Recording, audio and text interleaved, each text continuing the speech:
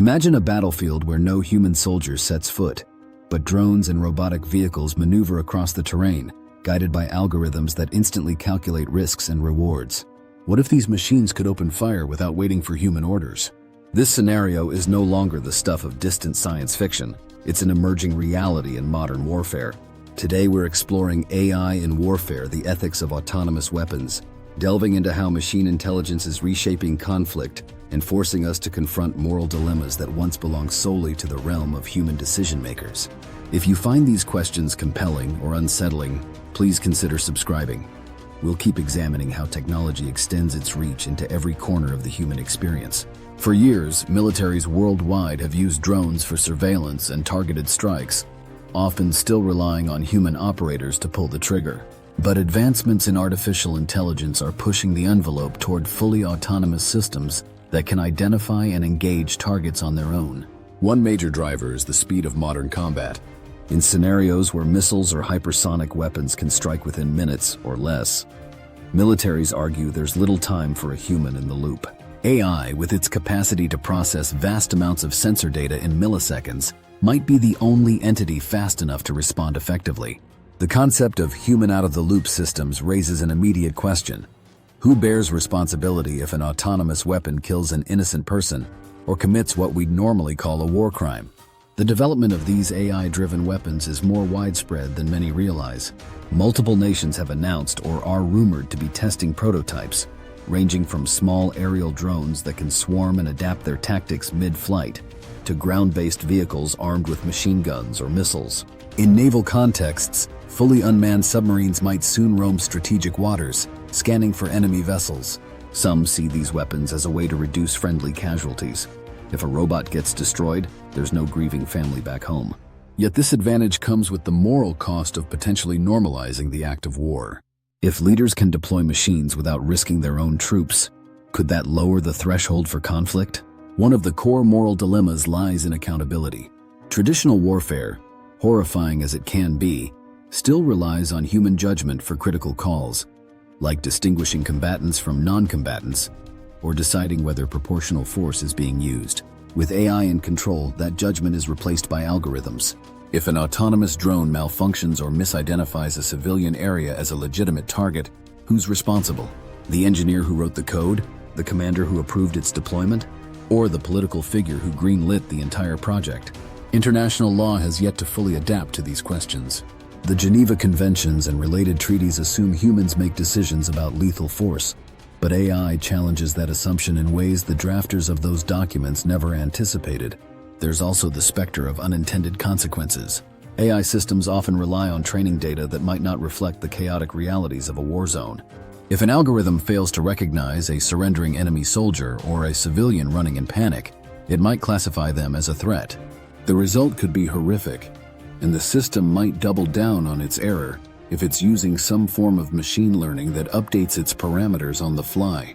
Worse yet, if adversaries know how these algorithms work, they could exploit them.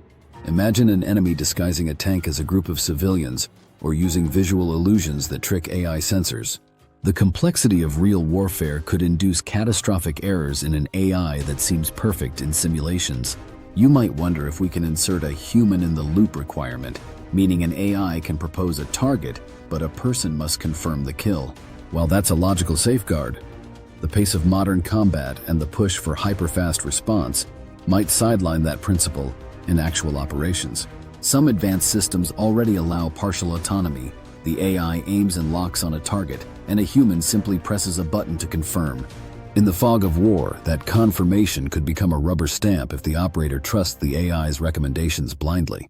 Furthermore, future scenarios, like drone swarms acting in decentralized fashion, may simply be too complicated for a human to supervise every single micro-decision.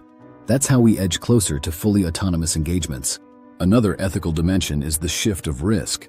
Nations that can afford these autonomous weapons might engage in conflicts with minimal fear for their own soldiers. One side fields hundreds or thousands of robotic units, effectively insulating its human population from casualties. The other side, potentially less technologically advanced, suffers disproportionate losses. This could exacerbate global power imbalances. Historically, the threat of losing soldiers has acted as a constraint on how quickly or aggressively a country might go to war. Removing that constraint could make conflict appear cleaner, at least on the side deploying the robots. But for those on the receiving end, it may feel like being attacked by an unfeeling swarm of machines, heightening desperation and potentially escalating violence in unpredictable ways. We should also consider the psychological impact on those controlling these systems, or on those who are targeted by them. Even if a human soldier isn't physically on the battlefield, operating or overseeing lethal AI might still leave deep moral scars if something goes wrong. Conversely, a population under attack by autonomous machines might experience profound trauma, seeing these faceless adversaries as an unstoppable, omnipresent force. This dynamic could sow long-term hatred and fuel cycles of revenge, undermining post-war reconciliation. Then there's the prospect of arms races. If one major power invests heavily in autonomous weapons, rivals may feel pressured to do the same, fearing they'll be outmatched. Some experts compare it to the nuclear arms race of the 20th century, but with an added layer of unpredictability. At least with nuclear weapons, humans are still pressing the launch button, in theory. AI weaponry might act independently or escalate conflicts based on real-time data. De-escalation strategies that worked during the Cold War, like hotline calls between leaders, might not translate well if your adversary's frontline decisions are made by an AI that can't pick up the phone. International efforts to limit autonomous weapons have begun, often under the label of killer robots.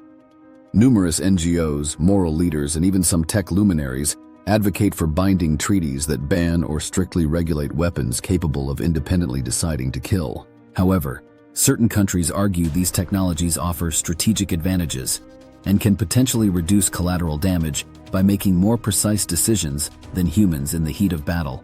They also worry about unilateral disarmament. No nation wants to be left behind if others forge ahead. Negotiations stall over the definitions, what counts as fully autonomous versus semi-autonomous, and enforcement mechanisms.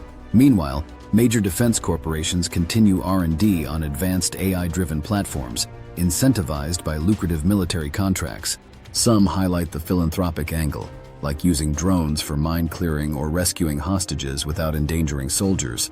But the same hardware can be swiftly adapted for lethal missions. As the lines blur, oversight becomes more difficult. Public scrutiny sometimes lags years behind the technology, leaving policy debates outpaced by the speed of innovation. Yet not all is doom and gloom. Some believe that if carefully managed, AI could actually reduce civilian harm. An advanced algorithm might identify valid military targets more accurately than a panicked soldier under fire, thus avoiding trigger-happy mistakes.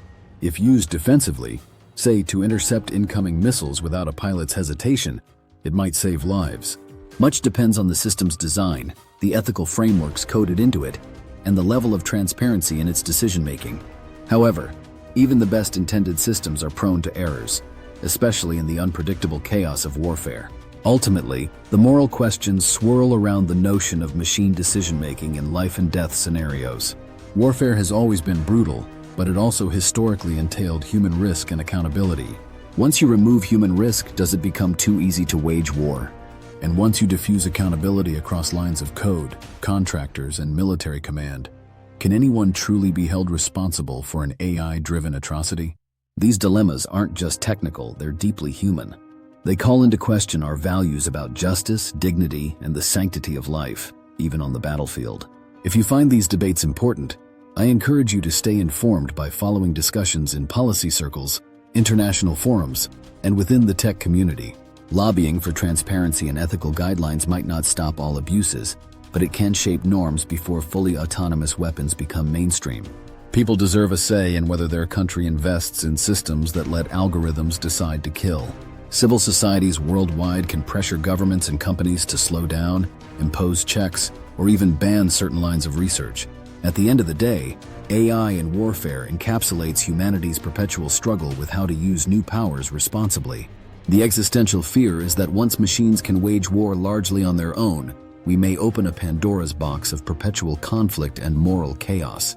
Yet conversely, if harnessed responsibly, some argue AI might make war less destructive, selective, precise, and shorter. Which path we take remains uncertain, hinging on political will, social conscience, and international cooperation. For now, the technology grows more capable daily, pressing us to confront these issues sooner rather than later. If you want to track how this unfolds and explore other facets where tech meets ethics, Subscribing is a great way to stay plugged in. We're witnessing a pivotal chapter in the story of warfare, one that could redefine not just how battles are fought, but the very meaning of responsibility and humanity in times of armed conflict.